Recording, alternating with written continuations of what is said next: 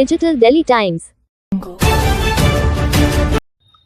नमस्कार दोस्तों, digital Delhi times में आपका स्वागत है। आज हम आए हैं दिल्ली के शंकर नगर में, जहां पर 100 कुंडली श्री महालक्ष्मी महायज्ञ एवं श्री वाल्मीकि रामायण कथा का आयोजन किया जा रहा है। कार्यक्रम 19 फरवरी से 25 फरवरी तक रहेगा। कार्यक्रम श्री सुंदरकांड मित्र मंडल द्वारा आयोजित किया जा रहा है। यज्ञ नारायण भगवान की जय।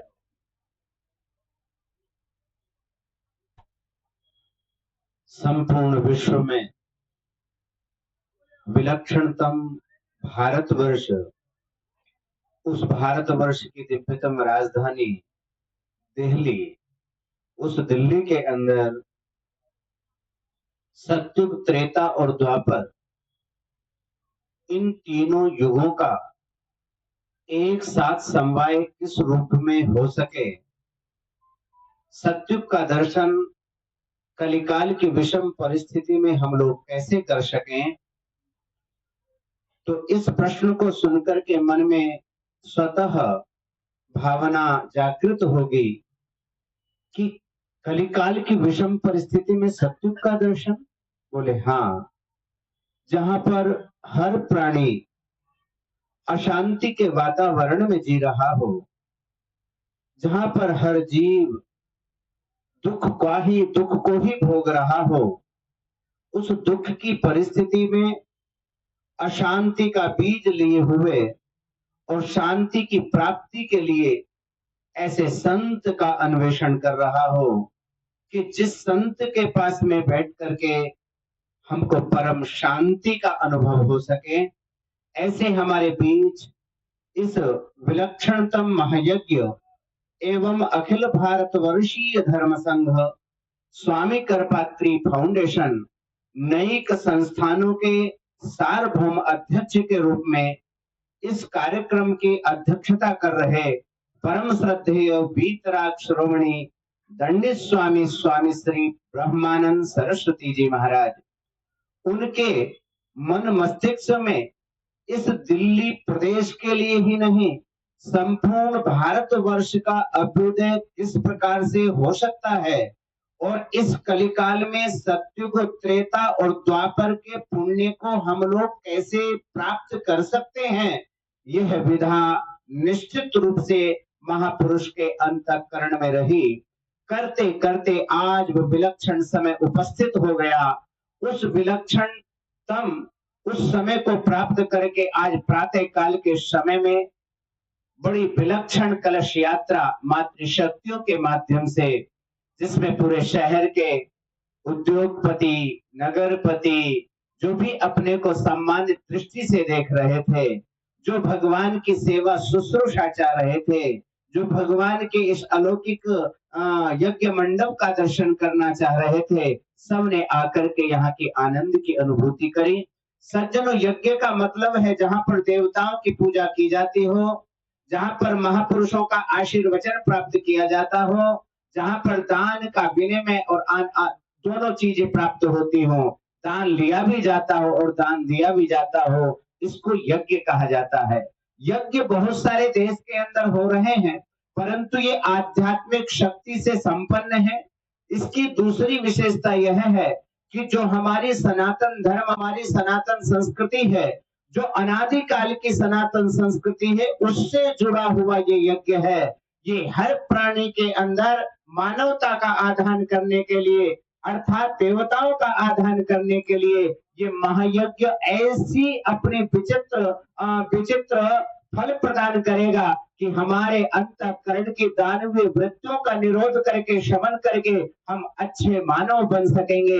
हर प्राणी नर से नरोत्तम बने, हर प्राणी अशांत से शांत बने, हर प्राणी दुख से सुखी बने, यही कामना हमारे ऋषि और महर्षियों ने करी है, यही कल्पना महाराजा श्री कर रहे हैं। इसी के साथ साथ भगवान श्री राम को भी यदि आप लोग जान रहे हैं, पहचान रहे हैं, तो वो भी यज्ञ की संस्कृति है। यज्ञ की संस्कृति किसी व्यक्ति की संस्कृति नहीं होती, यज्ञ की संस्कृति परमात्मा की संस्कृति है। वेदों को जानने के लिए, वेदों को समझने के लिए यज्ञ को जानना पड़ेगा। ये उसका प्रैक्टिकल कर्म हुआ करता है। जहां पर यज्ञ हुआ करता है वहां पर अशांति का वातावरण दूर हो जाया करता है। उनके जीवन में सुख, शांति, संतति, समृद्धि की कल्पना हुआ करती है। दूसरी बात यह है, आध्यात्मिक और आदि भौतिक दोनों प्रकार की उन्नति ऐसे महायज्ञों के फल से हम लोगों को प्राप्त हुआ करती है। न जाने देश के ऊपर कितने संकट हमेशा मंडराते रहते हैं। यदि इस भारतीय संस्कृति के अनुरूप इस प्रकार के महायज्ञ नहीं होंगे तो सज्जनों उसका परिणाम दूसरे प्रकार का हो जाएगा। इस भारतवर्ष के अंदर हमारी भारतीय संस्कृति का संरक्षण और संवर्धन कैसे हो सके, उसके लिए विशाल महायज्ञ, 100 कुंडीय महायज्ञ, श्री महालक्ष्मी महायज्ञ नाम से व्यवहित किया जा रहा है। इसके साथ साथ इसी महायज्ञ को समझने के लिए सिद्धांत के रूप में श्री वाल्मीकि रामायण कथा का आशीर्वचन परम श्रद्धेय पूज्य चरण स्वामी जी महाराज के मुखारबिंद से भी होगा। इसी के साथ साथ में देश से पधारने वाले बड़े बड़े संत, महंत, महापुरुष लोग भी अपने आशीर्वचन के माध्यम से समाज के अंदर उठते हुए भ्रष्टाचार, अत्याचार, दुराचार की निवृत्ति के उपाय को बतला करके हमको जीवनोपयोगी, हमारे जीवन में कल्याण करने वाला कौन सा साधन हो सकता है, इस प्रकार का मार्ग प्रदर्शन करेंगे। इसी के साथ साथ प्रतिदिन काशी से चल करके बड़े विलक्षण विद्वान जो वहां पर दशाश्वमेध घाट पर बैठ करके आरती उतारा करते हैं, वही विलक्षण विद्वान यहाँ पर आकर के आरती का महादिव्य दर्शन हम सब लोगों को कराएंगे। ऐसे विलक्षण कार्यक्रम में हम लोगों की शारीरिक, मानसिक, आर्थिक, व्यापारिक समस्या की निवृत्ति हुआ करती है।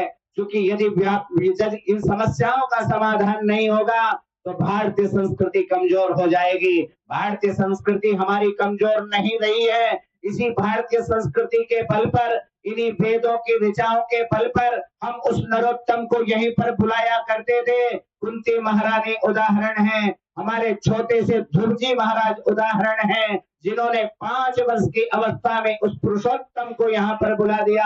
ये वही संस्कृति है जो इस महायज्ञ की परिक्रमा करेगा। यानी कानि च पापानि जन्मांतर कृतानि च तानि सर्वाणि नश्यन्ति प्रदक्षिण पदे पदे। एक एक अश्वमेध अर्थात धीरे धीरे पद धारण करके जब हम परिक्रमा भगवान श्री राम का गुणगान करते हुए करेंगे तो उस समय जो अश्वमेध वाजपेयी यज्ञ हुआ करते थे, जो कलयुग में नहीं हो सकते हैं, उन अश्वमेध वाजपेयी यज्ञ का परिणाम हमको परिक्रमा के माध्यम से प्राप्त होगा। हम विश्वास दिलाते हैं, जो व्यक्ति तन से मन से और श्रद्धा भाव पुरस्सर होकर के महायज्ञ की परिक्रमा करेगा, सज्जनों 108 परिक्रमा करेगा, उसका कैसा ही मनोरथ हो, वो निश्चित रूप से उसका मनोरथ पूर्ण हो जाएगा। इस प्रकार का ये विलक्षणतम आयोजन महापुरुषों के पावन सानिध्य में हो रहा है। देश के बड़े बड़े विलक्षण विद्वान यहाँ पर उपस्थित होंगे, उपस्थित होकर के इस महायज्ञ को संपन्न करेंगे। गंगा जी के पावन तलहटी बुलंदशहर से चल करके आचार्य सुनाम धन्य यज्ञ हमारे आचार्य प्रवर श्री दिवाकर वासिष्ठ जी इस महायज्ञ का आचार्यत्व करेंगे। परम श्रद्धेय पूज्य चरण स्वामी जी महाराज अपने मुखारबिंद से हम सब लोगों को कथा का रसपान कराएंगे। हर हर महादेव। कर्म ही जब शास्त्रीय मर्यादाओं का आवरण ओढ़े होता है तो धर्म हो जाता है। कर्म एक सामान्य संज्ञा है, उसके 2 भाग हो जाते हैं, असत कर्म और सत्कर्म। जैसे गंध एक सामान्य संज्ञा है, उसके 2 भाग हो जाते हैं, सुगंध और दुर्गंध। तो जैसे गंध ही अपने आप में सु उपसर्ग से समन्वित हुई तो सुगंध हो जाती है और तुर के साथ जुड़ जाए तो दुर्गंध हो जाती है। ऐसे कर्म जब लोक मंगल के लिए हो, लोक मंगल के संकल्प के साथ संपन्न हो और उसमें शास्त्रीय मर्यादाओं का अनुपालन हो, स्वार्थ की वासना न हो तो धर्म हो जाता है। और जब वही कर्म स्वार्थ के साथ में किया जाए, जिसमें मन की मलिनता हो, और लोक मंगल के संकल्प जिसमें उद्बुद्ध न हो, लोक को क्षति पहुंचाने वाले कर्म हो, मर्यादाओं का हनन करने वाले कर्म हो, तो अधर्म हो जाता है। तो मैं समझता हूँ कि कर्म और धर्म दोनों स्पष्ट नहीं हो पाए। शुभ कर्म धर्म बन जाता है, अशुभ कर्म अधर्म बन जाता है। इसलिए शुभ कर्म करना ही मनुष्य का कर्तव्य बनता है। अपनी मर्यादाओं का लंघन किसी को नहीं करना चाहिए, चाहे वो प्रशासन हो और चाहे वो साधक हो। व्यवस्थित चिंतन, व्यवस्थित आचरण अर्थात संयमित चिंतन, संयमित आचरण केवल एक व्यक्तिगत रूप से मनुष्य के हित में नहीं होता। अभी तो व्यक्तिगत हित मात्र नहीं है, वो समष्टिगत हित भी साधता है। तो मैं समझता हूँ कि प्रत्येक वर्ग को अपने भाषागत संयम, व्यवहारगत संयम, इसका पालन करना चाहिए सबको। उससे प्रशासन भी अछूता नहीं है और उससे जो जिनके निमित्त प्रशासन खड़ा हुआ है वो भी अछूते नहीं है। मर्यादाएं सबके लिए है, सूर्य के लिए भी, चंद्र के लिए भी, नक्षत्रों के लिए भी, समुद्र के लिए, नदियों के लिए, तालाब के लिए। मैं समझता हूँ इसमें सब आ गए, पशु पक्षी तक भी मर्यादाओं में बंधे, मर्यादाओं को पालन। कितने लोगों को इसमें शामिल करने का लक्ष्य रखा गया है? पूरे भारतवर्ष के समृद्धि को संकल्पित करके, जीव मात्र के कल्याण को हृदय में रख करके ये यज्ञ इस निमित्त संपन्न किया जा रहा है कि आज वर्तमान काल में जैसा आप कह रहे हैं कि प्रशासन कहीं और जा रहा है और जिनको प्रशासित होना है उनकी मनोवृत्तियां एक दूसरे के विरोधी कैसे हो गई। व्यवस्थाएं या कानून या नियम जो भी है एक मनुष्य मात्र को सुख देने के लिए है, अनुकूलता देने के लिए है। एक दूसरे के पूरक जो है घटक वो एक दूसरे के विरोधी कैसे बना दिए जा रहे हैं, इस विषय की गंभीरता को समझना होगा। ये षड्यंत्र के शिकार तो नहीं हो रहे हम कोई। साधु साधु से भिड़ने को तैयार है, व्यापारी व्यापारी से भिड़ने को तैयार है, कृषक और व्यापारी को एक दूसरे का विरोधी बना दिया जा रहा है, पढ़ने और पढ़ाने वालों को लड़ाया जा रहा है। ये अगड़े और पिछड़े कह करके एक दूसरे को बिल्कुल सामने खड़ा कर दिया जा रहा है, शत्रुओं की भांति, तो सेनाओं की भांति।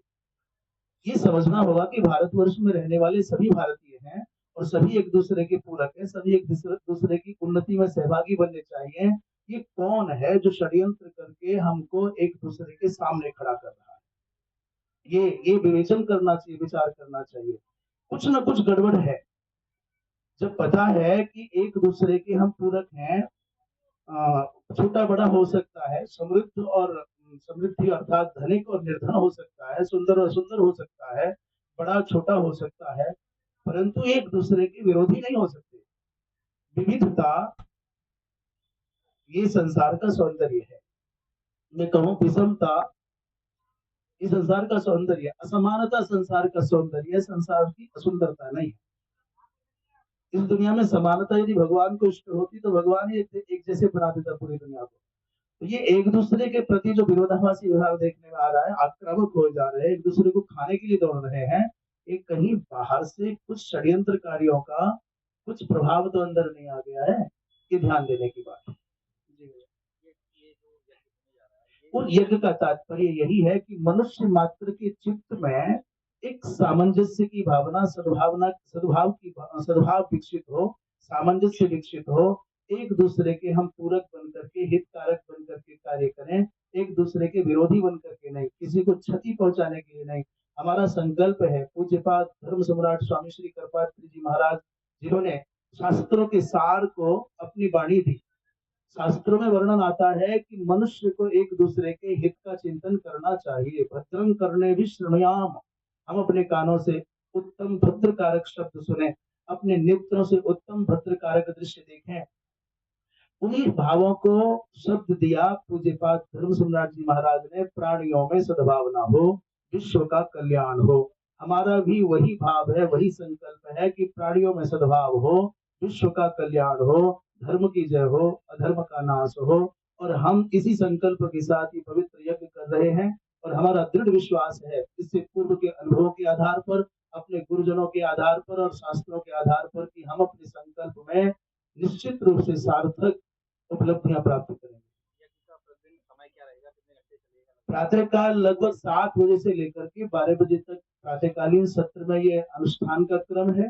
मध्याह्न में 3 बजे से 6 बजे तक लगभग, और उसी बीच में सायंकाल को 2 बजे से 2:30 बजे से 5:30 बजे तक वाल्मीकि रामायण की कथा है। संतों का दर्शन, संतों के उद्बोधन होंगे। सायंकालीन वो आरती होगी जिस आरती का दर्शन प्रायः काशी में दशाश्वमेध घाट पर होता है। बड़ा भव्य और बड़ा दिव्य। वैसे आप यज्ञशाला देखेंगे तो आपको लगेगा कि ये अपूर्व भारतवर्ष का ये लोकोत्तर वैभव है। आपकी कलाकृति है। राजस्थान से लोग चल करके आए जिन्होंने मंडप बनाया है। तो यहाँ एक विशेषता और मैं आपको कहूँ, आज मनुष्य व्यवहार के क्षेत्र में इतना दक्ष हो गया है कि विधियों का उल्लंघन करने लगा, विधान का तिरस्कार करके व्यवहार निभाता है। हम ये कहते हैं व्यवहार की उपेक्षा नहीं है, व्यवहार का तिरस्कार करने की आवश्यकता नहीं है, पर विधान का स्वरूप सुरक्षित रहना चाहिए। उसी भाव को, उसी संकल्प को चित्त में रख करके बड़ी पवित्रता के साथ में इस यज्ञ को संपन्न किया जा रहा है, जिसका लोकोत्तर परिणाम सामने आएगा। आप स्वयं आकर के देखेंगे। हम आपको भी आमंत्रित कर रहे हैं, पत्रकार बंधुओं को भी आमंत्रित कर रहे हैं। जिस समय यहाँ ये पवित्र यज्ञ की धूम यहाँ से निकल करके आकाश मंडल को व्याप्त कर रही होगी, तब आप अपने नेत्रों से यहाँ का प्रभाव देखेंगे तो आपको अपूर्व अलौकिक आह्लाद की प्राप्ति होगी। घास की और तृण की आग से मत डरिए, लोगों के दिल बहुत गहराई से जलता है। जहाँ घास फूस कुछ भी नहीं और तेल और घी भी नहीं होता तो भी बहुत जलते हैं। आग तो कहाँ नहीं है, सब जगह आग है। हमारे आपके अंदर भी आगे पर वो जला नहीं रही। अग्नि का अस्तित्व हमारे जीवन के लिए आवश्यक है। पांचों तत्व माने पृथ्वी, जल, तेज, वायु, आकाश बहुत महत्वपूर्ण है। इसके मानक है निर्धारित, कितनी ऊंचाई पर हो, कहाँ तक की अग्नि, माने ये जो हम अग्नि स्थापना करेंगे तो उससे संरक्षित है, सब व्यवस्थित है, विचार पूर्ण है, ये योजना पूर्ण है। यज्ञशाला को तैयार करने में कितने दिन का समय लगा है? लगभग मुझे लगता है श्याम जी 8 से 10 दिन लगे होंगे। 20 दिन लगे। अब पूरा का पूरा यज्ञशाला बनते, कुंड बनते और ये सब लेपन होते हुए आरंभ से लेकर के भैया गोपाल जी ठीक बताते हैं कि 20 दिन लगे। कितने लोग लगे काम? कितने लोग होंगे भैया? काम में कम से कम 50 जने थे 20 दिन। उसको ऐसा मान सकते हैं कि सीधे सीधे करने वाले और कराने वाले मिल करके लगभग, जिनकी दृष्टि, जिनका मार्गदर्शन, जिनका सीधा कार्य क्षेत्र 50 लोगों के लगभग लोगों की थी। महाराज जी, जिस प्रकार से अभी महाराज जी ने बताया है कि आपके माध्यम से एक डिस्पेंसरी भी खुल रही है। हाँ, बहुत अच्छा, आरोग्य धाम, बहुत अद्भुत। अच्छा, हम इस विषय में प्राय कहते हैं, ये थोड़ी सनातन धर्म की एक भाषा है, पारिभाषिक शब्द है। जिसे कहते हैं पुण्य 2 प्रकार से कमाया जाता है। शास्त्र की भाषा में कह रहे हैं, इष्ट और पूर्त, उसे मिलाकर के बोलते हैं इष्टापूर्त।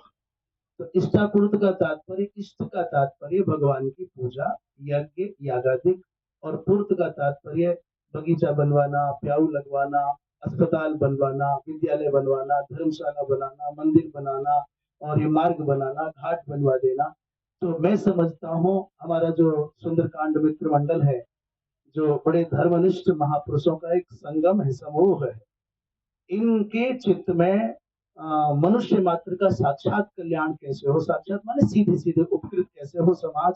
तो जिनके पास भगवान ने दिया है जो समुद्र है, समुद्र का तात्पर्य केवल पानी वाला समुद्र नहीं, समुद्र माने जिसके पास में पर्याप्त मुद्रा है।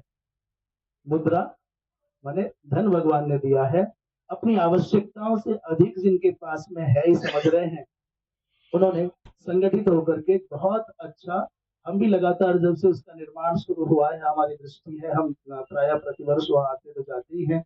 उसका भी लोकार्पण 20 फरवरी को हो रहा है और उसकी जो आध्यात्मिक उपासना पद्धति का प्रारंभ हो चुका है। ये दोनों कार्य माने इष्ट और पूर्त दोनों के दोनों संपन्न किए जा रहे हैं अखिल भारतवर्षीय धर्म संघ एवं स्वामी कृपातीर्थ फाउंडेशन के मार्गदर्शन में कहें, परंतु इसकी समग्र व्यवस्था जो भी यहाँ की मूलभूत आवश्यकता है, वो सुंदरकांड मित्र मंडल के सहित जो भी क्षेत्र के दानी मानी सज्जन है उदार मना महानुभाव है, उन सबके सहयोग से संपन्न हो रही है। यहाँ पे परमेश्वर जी है, हमारे ट्रस्टी सदस्य श्री विमल जी यहाँ पे मौजूद हैं, हमारे यजमान महावीर प्रसाद जी पारिक मौजूद हैं, हमारे बड़े अनुभवी कार्यकर्ता श्याम जी उधर और हमारे संत समाज की पूरी टीम है। मैं श्याम अभी सुंदरकांड मित्र का अध्यक्ष का कार्य देख रहा हूँ। हम सब मिलकर इस कार्य में लगे हुए हैं। हमें लगता है कि जो अर्जुन हुआ है उसका विसर्जन होगा तो ये लगातार अर्जुन चलता रहेगा। बस ये एक ही संदेश हमारे जीवन में काम कर रहा है। जब से भाई कुछ नहीं लेके अपने आप सेवा की, अर्जुन हुआ, विसर्जन जो जो करते जा रहे हैं, जो जो अर्जुन और बढ़ता जा रहा है, तो हमारा विश्वास पूरा सुदृढ़ है कि ऐसे कार्य चलते रहने चाहिए, ऐसे कार्य हम करते रहेंगे। जब जब संतों का आशीर्वाद जो जो मिलेगा वो कार्य हम करते रहेंगे। बस आपसे निवेदन यही करते हैं कि अच्छी बातें फैले, बुरी बातें बहुत जल्दी फैलती है। अच्छी बातें फैलाने के लिए थोड़ा आपको श्रम करना पड़ेगा। कोई आपका न्यूज़पेपर जगह नहीं देगा कि इसमें विवाद कहाँ है वो लेके आओ, कोई कहेगा इसमें किस एंगल से छापूं, किस पॉइंट से छापूं। तो मुझे पता है आप सब सत्पुरुष हैं, कोई न कोई मार्ग निकालेंगे और ये वार्ता रिपोर्ट सब जगह जाए, हर एक व्यक्ति की जाए, लोग प्रेरित हों, सेवा कराने के लिए आए। ये कि जब 21 लाख आहुतियों के साथ करोड़ों मंत्रों का उच्चारण होगा तो मंत्र स्नान की कितनी अद्भुत। अब एक गाली निकालते हैं तो आदमी को तकलीफ होती है, तो लाखों मंत्र का उच्चारण होगा तो सोचिए कैसी आभा उत्पन्न होगी, आप स्वयं समझ सकते हैं। बस यही कहते मैं आपसे कहना चाहता हूँ कि आप सभी लोग आए, आपका बहुत बहुत धन्यवाद है। ईश्वर से राहुल जी ने